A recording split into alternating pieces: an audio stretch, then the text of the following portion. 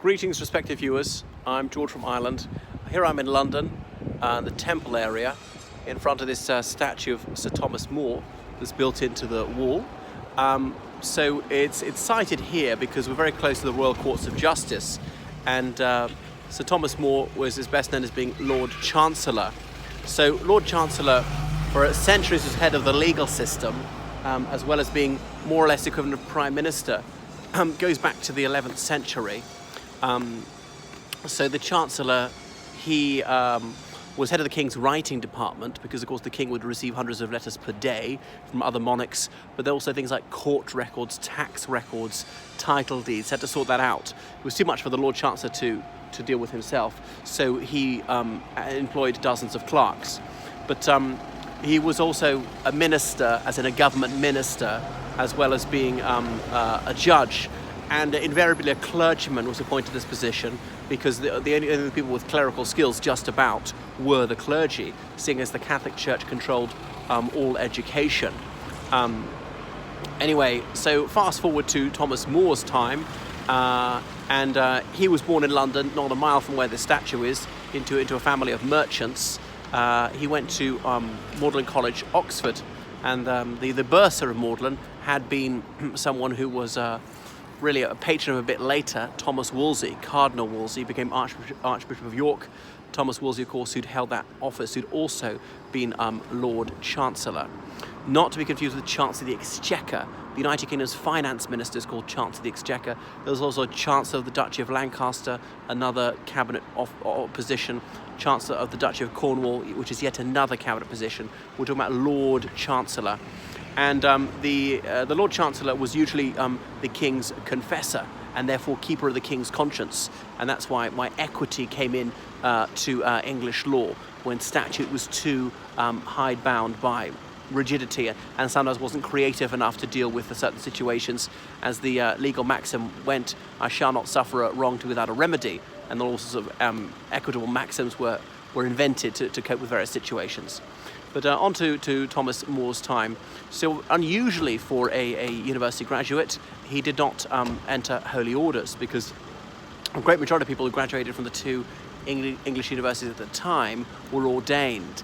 And in those days, a clergy found it completely compatible to practice another profession as well, be a priest and a barrister, be a priest and a solicitor, a priest and a doctor, a priest and an accountant, a priest and an architect, any of these things. Because I say most people were illiterate and very, very few people went to university, well under 1%. Boys only, of course, could go on to tertiary education. So anyway, he came down to the Inns of Court, which were around here even then, and he was soon called to the bar, completely informally, just hanging around long enough so they considered that he knew the profession, and then he started to practice law.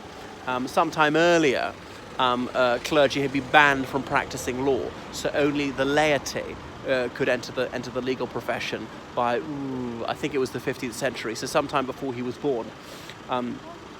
Anyway, he was an effective administrator. He rose quickly through the ranks, being a judge, coming to the attention of King Henry VIII, who was sent to the throne in April 1509. So everybody was a Catholic here at that time. But we all know 1517, if I got that right, that's when Martin Luther famously wrote his 95 Theses. He did not nail them to the door. That's a 19th century Protestant myth. So at the University Church of Wittenberg, he complained about the indulgences, and his 95 Theses are only about that. It's not a general broadside against Catholicism. Obviously, the Catholic Church was not willing to go for internal reform. The Council of Trent didn't meet when it's supposed to meet to address some of the abuses. So fast forward to 1521, and that's his break with Rome, establishing the Lutheran Church, really kicking off the Reformation. I mean, sort of proto-reformers before that. But Lutheran doctrines reached the ears of some people in this country. Some merchants traveling to the Low Countries in particular came into contact with the Reformation. And so some people who met as secret reformers, they held their clandestine worship. Now, Thomas More, he led the charge against the Reformation, really wanting to stamp out Protestantism he was very intolerant of dissent, and to rigidly enforce the Catholic orthodoxy or any sort of heterodoxy was completely unacceptable. That was heresy. So he authorized the torture of those suspected of preaching heretical beliefs. Anyone who blasphemed in any way, and that could be something like some sort of criticism of the Catholic Church, faced the death penalty. So he was willing to send people to the flames for holding the wrong belief. Anyway, Thomas Wolsey, who came from a butcher's family in Ipswich, had been Archbishop of York. Remember, there were two archbishops in England at the time, York and Canterbury, of which Canterbury is senior, Primate of England as opposed to Primate of all England. But the Archbishop of York controls the Archdiocese of York, which is the northern half of England. But he only went there once, Wolsey, held many other benefices, and built himself a huge palace at Hampton Court, which was then considered about 20 miles west of London. But he fell foul of the king's wrath when he's unable to secure an annulment of the king's marriage to Catherine of Aragon, that Spanish princess. I shan't regale you with the whole saga of what was a consummation or non-consummation of a first marriage to Arthur, Prince of Wales. So he was arrested, brought down to London, Thomas Wolsey, and possibly facing execution. He died en route. I don't think that the monarch would have ordered his execution. That would have been a step too far back then. Henry VIII hadn't definitely decided to break with Rome. So many things could have gone right for Henry VIII to resolve the situation, and that's why the papacy was playing for time. Stall, send Cardinal Campeggio to investigate, who was badly treated. Campeggio having his trunk opened and searched by customs officials, which was the most terrible thing to do, infringement of diplomatic immunity, an indignity for this prince of the church to be put through. The king confiscated Hampton Court Palace, had it for himself. Of course, Cardinal Wolsey wasn't left to his children. Now, I know he'd taken a vow of chastity, but rules are made to be broken, certainly if you're high up in the episcopacy. How did he have children? They must have asked this woman, how did you bear two children to this man who was sworn to keep his hands off female kind? And she said, well, he asked me to kiss his ring, and after that, one thing led to another. But who was to be the new Lord Chancellor? Well, Thomas More was appointed Lord Chancellor, the first layman to be Lord Chancellor for centuries. Notice his name is More, M-O-R. Not to be confused with the Irish poet Moore, Thomas More with a double O, who was born 250 years after this guy died. So he wore that chain of S's. I'm not sure why they wore S, S, S, S, S, S on their gold chain of office. And you could see the robes he was wearing there indicating his profession. But he did not manage to secure what Henry VIII wanted either. So things could have resolved themselves. Catherine of Aragon could have died. Henry VIII could have died. Catherine of Aragon could finally have been delivered of a bonny baby boy who lived, because of course she'd actually given birth to several children, but only one of them had survived past infancy. That's Mary Tudor. She had born little boys, but these infants had died after only a few days.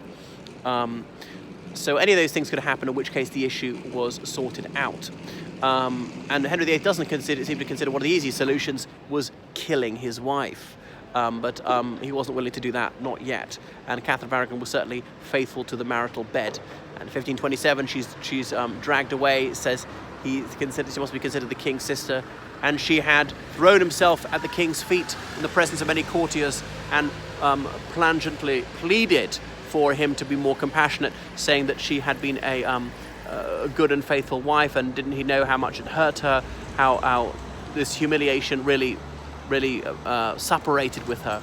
But he had her dragged away by his soldiers and sent to Kimbleton House near Cambridge. It's now a school. And she was not even allowed to correspond with her daughter until such time as she would confess that she had, in fact, consummated a marriage to Arthur. She never wavered in a story for 32 years. It's more than possible she's telling the truth, but though some faithful servants smuggled letters between Catherine of Aragon and her daughter. But back to this guy, he was the new Lord Chancellor, and he was having no success getting the Supreme Pontiff to annul the marriage either, because the Pope of Rome was stuck between a rock and a hard place. He could do what Henry VIII wanted, or do what the Holy Roman Emperor wanted. Holy Roman Emperor, as in Charles V, i.e. the nephew of Catherine of Aragon. So the Roman Pontiff was not going to offend the most powerful man on the planet. So it was really all about power politics. no, we don't have divorce, but we do have annulment, which is to say that the marriage was void ab initio because consanguinity or something like that, well, after a while, non-consummation, insanity, being underage, marrying under duress, marrying without any intention of having children, various other grounds for the marriage to be said to have been a nullity right from the very start. So then in 1533, Anne Boleyn is pregnant, the Queen's mistress, and he secretly gets Thomas Cranmer to marry them, then announces it. But you were already married, isn't that bigamy? Well, Thomas Cranmer helpfully annuls that marriage, his first marriage to Catherine of Aragon. So there was no impediment. Well, if there was no marriage in the first place to Catherine of Aragon, that was that. The marriage was valid. So Anne Boleyn delivers a baby. The only trouble is she's the wrong sex. So that's when the break with Rome is. The break with Rome is obviously gradual. It's debatable exactly when it happened. Even prior to 1533, certain appeals to Rome had been prevented because it would be prima nure. And there are all these acts of uniformity, act of toleration, act of submission of the clergy. Sorry, not toleration, that's much later. That's the opposite.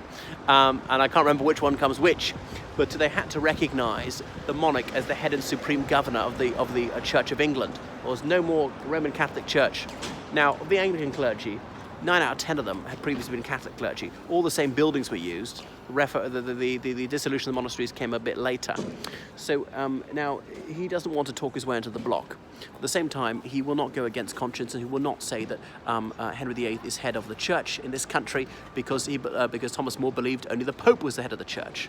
And Henry VIII invented this thing called England's Imperium, claiming that England always had been absolutely independent, even in ecclesiastical matters. It was a bit of historical bunkum just to please Henry VIII's vanity, and just historians just claim that they found that in the chronicles, but there are no annals which would say that. It was a pleasing fiction so far as Great Harry was concerned. That was the start of the Henrician Reformation. So Thomas More, he will not take this oath to say that the king is the head and supreme governor of the church under God. So he's deposed from his position, and he comes under sustained pressure. First of all, people trying to persuade him. He won't be coaxed, as they can't cajole him. Can they pressurize him? They try to morally blackmail him, twist his arm, as it were, his family as well, and they fall into disfavor. William Roper, his son-in-law, his career's not going well as a result either, and so he's pressurized into testifying against Thomas More. So Thomas the More, he has his goods confiscated, he's flung into prison, but he will not bend. So eventually he's put on trial for high treason. So first of all, his silence had just been silence. You refuse to take this oath? Yes, I do. Are you saying the king is not head of the church? I'm not going to answer the question. So then this is flipped on its head.